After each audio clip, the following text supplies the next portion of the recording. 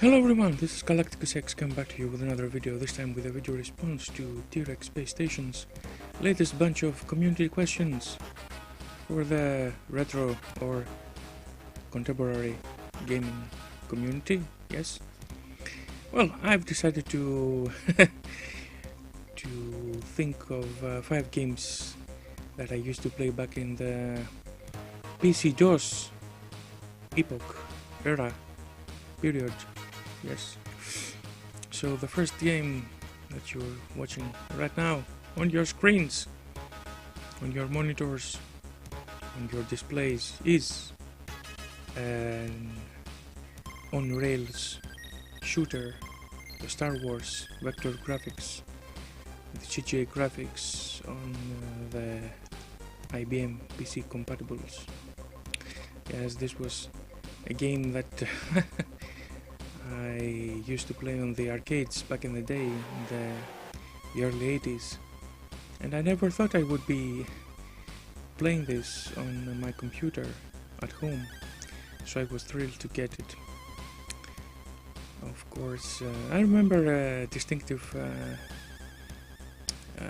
incident about this game. It was in 1984, before I got my first computer, my first Amstrad PC. It was in one of those business exhibitions that I used to go to just to watch, to see the new computers. And there was this booth of a logistics company, and which produced, commercial software for the IBM PCs, and they had this row of computers running all sorts of statistical and business software, and that part of the booth was empty. And the only booth that was the only corner of the of the stand of the booth that gathered the attention of dozens of kids was a PC compatible, a clone, an IBM clone PC, playing Star Wars.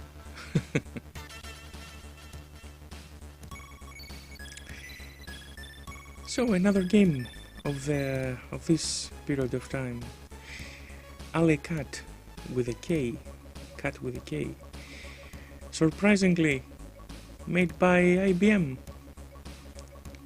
You'd think that IBM would only publish business software, but you might be wrong, because that was one of the games they made in the early for the early IBM PC compatibles.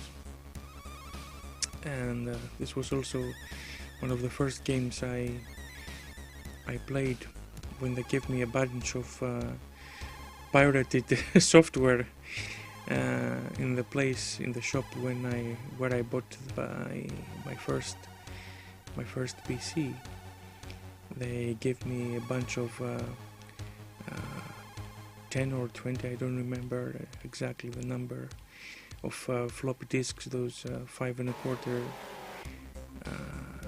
inch floppies, and one of them contained a bunch of smaller games.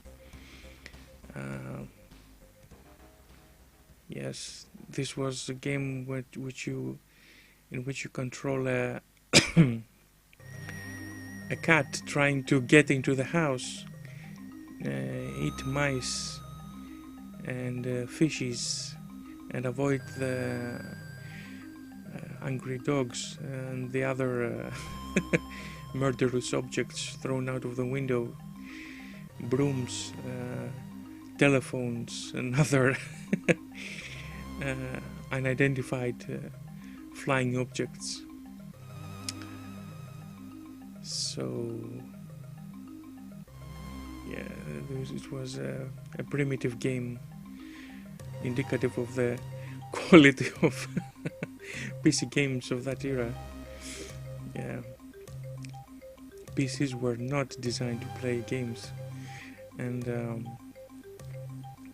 many of the PCs didn't even have graphics capabilities. They were the graphics were based on the Hercules graphics adapter, which could display only black and white graphics, and so most of these games could only be run if you run a special program first called SimCGA, which simulated the CGA graphics on the Hercules graphics adapter.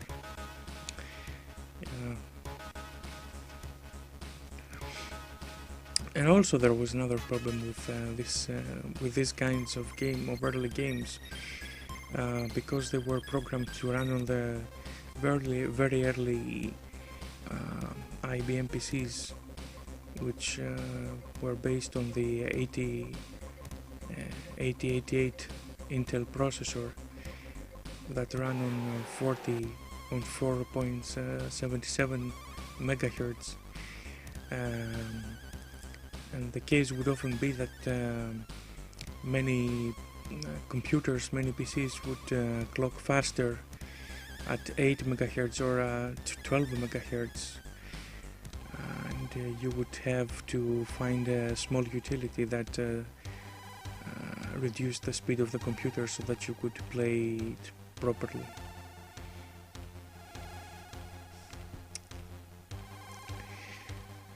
Okay, a first-person shooter, remaining always in the DOS environment, one of the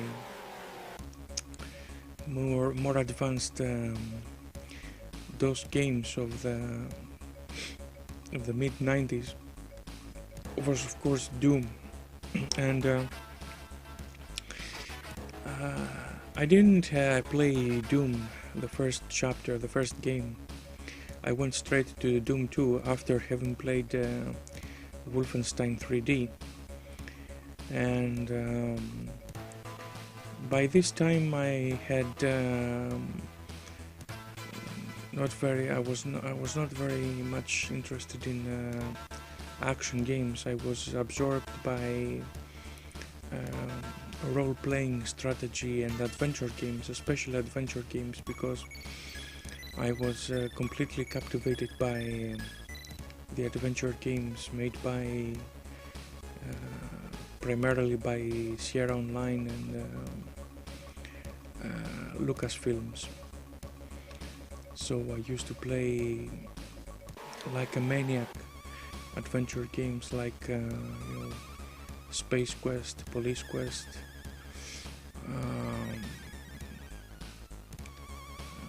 The Adventures of Indiana Jones, The Secret of Monkey Island. But as soon as I got my first upgrade to an advanced 386 PC that could display VGA color graphics, one of the first games that I played was Doom 2, which was an absolute shock from a guy that was used to playing on a black and white monitor. And another shock was the absolute blast from the speakers, and the transition from the internal buzzer, the internal PC speaker, to a proper audio card, the first sound blaster.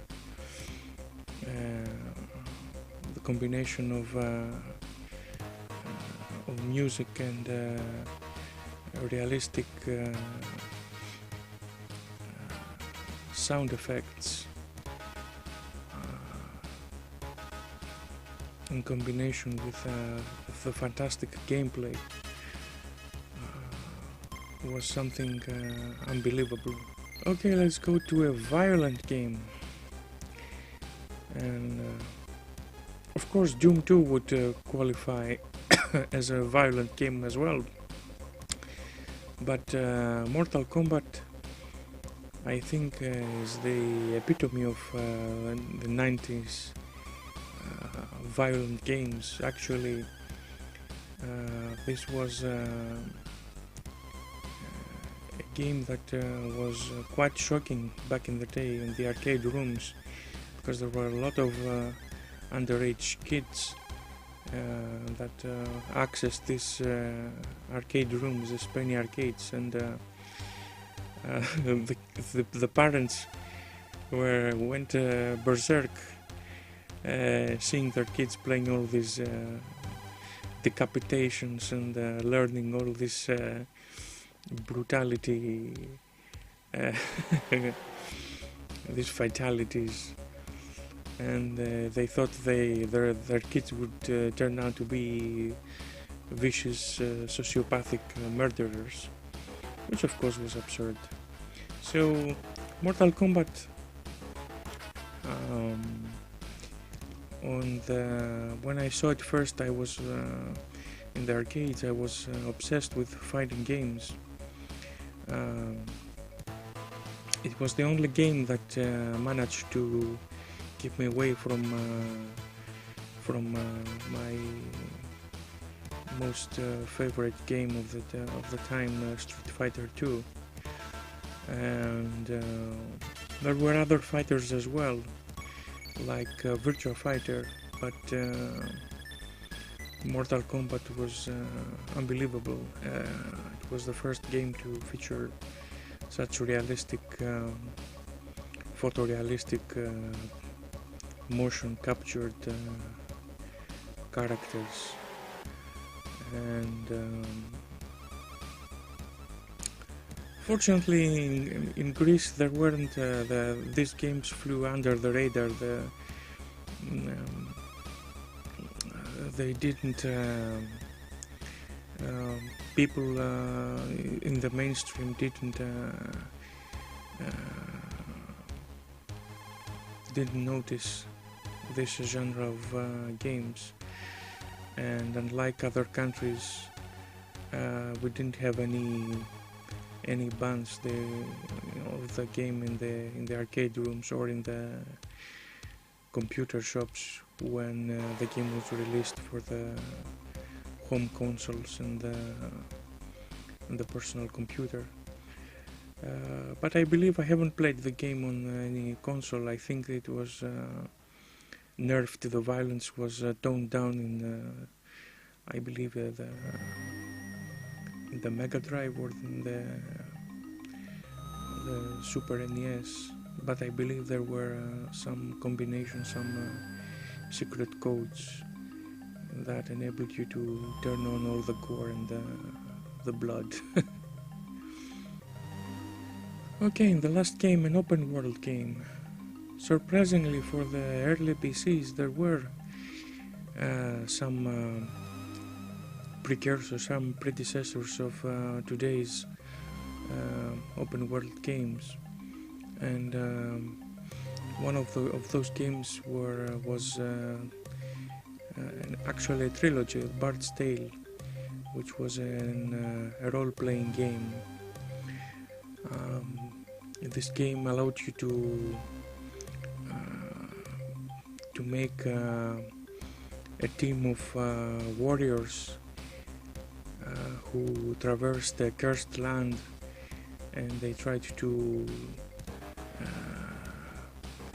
chase away the evil demons to restore peace into the land. And this game, I remember I got this game from a friend of mine who had lost his manual. It was actually a thick book that accompanied the game and described in detail the lore and the story behind the game, and what was going on in this fantastic world, this realm, this mythic realm. And unfortunately I didn't have this book, and I was wandering aimlessly in villages, dungeons, castles.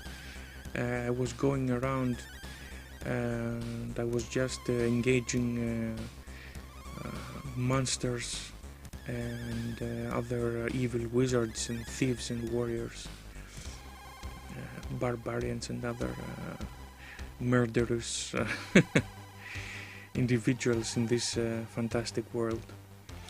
But for a game actually that was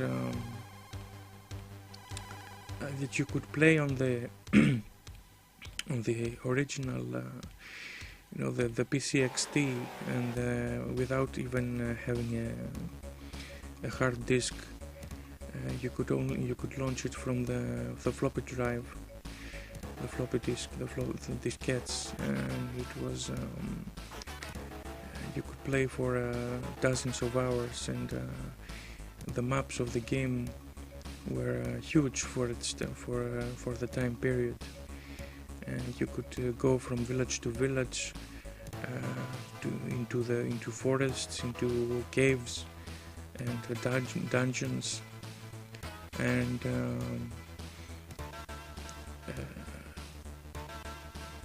of course the game would have to load data from the floppy diskette, and once you changed you got out of a room, or you entered the cave, but otherwise the world was seamless, and it was a really you had a feeling of traversing a huge world and having a world inside your computer. Of course there were other games that gave you this sensation of playing in a huge world. Later on there were games like Elder Scrolls Arena and Daggerfall that were even more huge, and of course then came other role-playing games like Fallout, with vast expanses of land as well, and of course, yes, then you had your Grand Theft Auto games. Okay, so these were 5 games that kept me busy back in the in my old DOS playing days. I hope you found them interesting, so until next time, take care and stay out of harm's way. Bye.